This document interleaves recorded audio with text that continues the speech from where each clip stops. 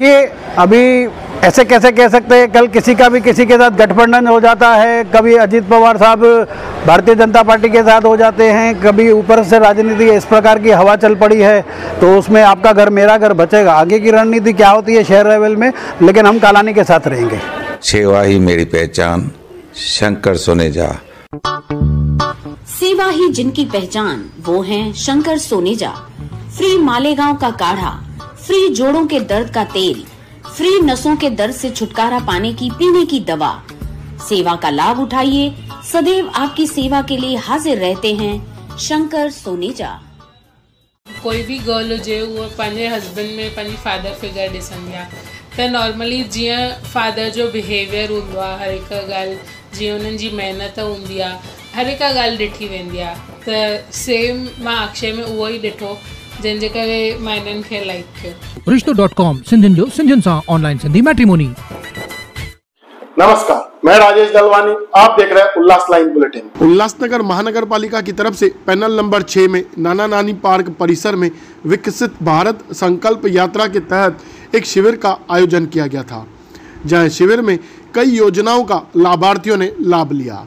इस शिविर में आयुष्मान भारत योजना के कार्ड, मेडिकल कैंप जिसमें महापालिका के आरोग्य विभाग की तरफ से मुफ्त दवाइयाँ, ब्लड टेस्ट, टीबी के लिए दवाइयाँ, उनके साथ साथ आधार कार्ड के मोबाइल लिंक और कुछ दुरुस्ती और अलग अलग योजनाओं का आयोजन किया गया था, जहां बड़ी संख्या में स्थानीय रहवासियों ने इस शिविर का लाभ लिया। उल्लासनगर महानगर पालिका के उपायुक्त डॉक्टर सुभाष यादव ने बताया कि महापालिका के आरोग्य विभाग की तरफ से निक्षय मित्र बनाए जा रहे हैं, जो टीबी बीमारी से ग्रस्त मरीजों को पौष्टिक आहार के लिए एक किट का अनुदान करेंगे। स्थानिक नेता राजेश टेकचंदानी जी ने ऐसे 11 टीबी ग्रस्त मरीजों को एडॉप्ट किया है। आज उल्लासनगर महानगर पालिका की ओर से विकसित भारत संकल्प यात्रा का आज चौथा दिन है और 7वां सेशन है। नाना नानी पार्क में हमने आज ये सेशन लगाया है। इस विकसित भारत संकल्प यात्रा में विविध योजनाओं परियोजनाओं का हम यहाँ पे नोंदनी कर रहे हैं, नए लाभार्थियों को रजिस्टर कर रहे हैं, और इसके अंतर्गत हमारा वैद्यकीय आरोग्य विभाग की तरफ से हमने निक्षय मित्र भी हम यहाँ बना रहे हैं, जो टीबी के मरीजों को उनको पौष्टिक आहार देने के लिए एक किट होता है, जो उसमें अनाज का किट होता है। वो किट देने के लिए हम निक्षय मित्र भी हम बनाने का आह्वान हम बड़े लोगों को, पदाधिकारियों को और अमीर लोगों को आह्वान करते हैं, जिसके अंतर्गत आज हमारे उल्लासनगर वासी राजेश टेकचंदानी जी ने 11 मरीजों को अडॉप्ट करके उनको जो पौष्टिक आहार का किट है वो हर माह उनके ठीक होने तक देने का ऐलान किया है। मैं महानगर पालिका की ओर से टेकचंदानी जी का बहुत बहुत आभारी हूँ, और इसी तरह से टेकचंदानी जैसे और कुछ लोगों को मैं आह्वान करता हूं कि वो भी सामने आए और हमारे टीबी के मरीज, जो गरीब मरीज होते हैं, उनको पौष्टिक आहार नहीं मिल पाता है, इस वजह से उनका रिकवरी डिले होता है। तो ऐसे अगर पौष्टिक आहार का दान दाते हमारे पास मिल जाते हैं तो हमारे मरीजों को बहुत अच्छा होगा। इसलिए मैं महानगर पालिका टेकचंदानी का बहुत बहुत आभारी हूँ। धन्यवाद। देखिए, ये कैंप पूरे भारतवर्ष में प्रधानमंत्री श्री नरेंद्र मोदी जी के मार्फत, भारत सरकार के मार्फत लगाई जा रही है, और हमारे उल्लासनगर के प्रशासक और कमिश्नर साहब अजीत शेख जी के द्वारा लगाई जा रही है। आज हमारे पैनल में एक कैंप नाना नानी उद्यान में लगाई गई, और इस कैंप में आयुष्मान आभा कार्ड का बनाना, ब्लड टेस्ट हो, टीबी टेस्ट हो, टीबी वालों को मुफ्त अनाज वाटप की रजिस्ट्रेशन हो, और आधार कार्ड का रेक्टिफिकेशन, दुरुस्तीकरण हो, इस प्रकार कई सारी योजनाएं, बीमा योजना हो, वह सारे कार्य यहाँ पे किए गए प्रशासन के तरफ से। और हमारे वार्ड के नागरिकों और हम प्रशासन के बीच में समन्वय है, वो हमने समन्वय कराया, और यहाँ पे हमारी पब्लिक ने और रहवासियों ने काफी लाभ लिया, जिसके लिए मैं सरकार का और प्रशासन का धन्यवाद करता हूँ। वहीं स्थानिक नेता राजेश टेकचंदानी से जब स्थानिक राजनीति को लेकर कुछ सवाल पूछे गए तो उन्होंने क्या बताया, आइए वह भी जानते हैं। आप इस वार्ड में पहले भी चुन के आए हुए हो, आपके घर से चुन के आए हुए हैं, लेकिन अब देखा जा रहा है कि काफी लोग आपके प्रभाग में आने वाले चुनाव, महापालिका के चुनाव लड़ने की तैयारी कर रहे हैं, तो ऐसे लोगों को आप क्या कहेंगे? देखिए, लोकतंत्र में, भारतवर्ष में लोकतंत्र है, यहाँ पे किसी को भी कहीं से भी चुनाव लड़ने का अधिकार है। अब जो लोग तैयारी कर रहे हैं या तैयारियों की बातें कर रहे हैं, मैं सिर्फ एक सिंपल क्वेश्चन पूछूंगा कि जब 2016 में पानी की तकलीफ थी तो उन्होंने कुछ कार्य किया क्या यहाँ पे?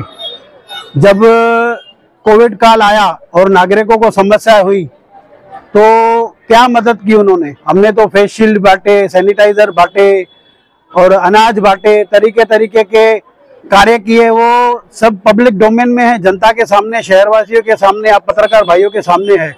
जो लोग आज नए नए आ रहे हैं, मेरी शुभकामनाएं आने चाहिए लोकतंत्र में, लेकिन जनता उनसे पूछेगी ना, आपने वो तब कहाँ थे जब जनता मुसीबत में थी, पानी के समय, कोविड काल के समय, तब वो कहाँ थे? तो जिनको आना है लोकतंत्र है, आ सकते हैं, जनता उनसे खुद ही सवाल पूछेगी। इन दिनों शहर में चर्चा है, क्या भारतीय जनता पार्टी के राह पर, क्या कहेंगे? देखिए, भारतीय जनता पार्टी का राज इस देश पर भारत सरकार में उनकी पार्टी चल रही है और महाराष्ट्र में भी उनकी पार्टी है। हम राष्ट्रवादी कांग्रेस पार्टी से, लेकिन जो योजनाएं आएंगी सरकारी योजनाएं हैं और हमको योजनाओं का लाभ पब्लिक तक पहुंचाना है तो सरकार के मार्फत ही पहुंचाएंगे। अब पैनल में हमारे जो 3 नगर सेवक है भाजपा के हैं और मैं राष्ट्रवादी का हूँ, टीओके का हूँ, तो इस वजह से हमारे आपस में ताल्लुकात बिगड़े नहीं है। हमारे चारों के, महेश के और प्रकाश माखीजा जी के, मेरे सारे ताल्लुकात अच्छे हैं और हम लोग एक दूसरे के समन्वय के साथ चलते हैं। इसका कतई ये मतलब नहीं निकलना चाहिए कि कोई पक्ष बदली कर रहा है, क्या कर रहा है। आगे की राजनीति देखी जाएगी। फिलहाल हम चारों जने मिलके अपने अपने क्षेत्र में पब्लिक की सेवा करने में व्यस्त हैं। उसकी कोई राजनीतिक अर्थ नहीं निकाले तो बेहतर है। राजेश भाई, आपने तो अपने सवाल का जवाब दिया कि आप बीजेपी की राह पर नहीं हो, लेकिन हमें तो दिखता है और शहर में भी चर्चा है कि आप सत्ता के चाहक और सत्ता की राह पर हो। सत्ता के राह पे हूँ।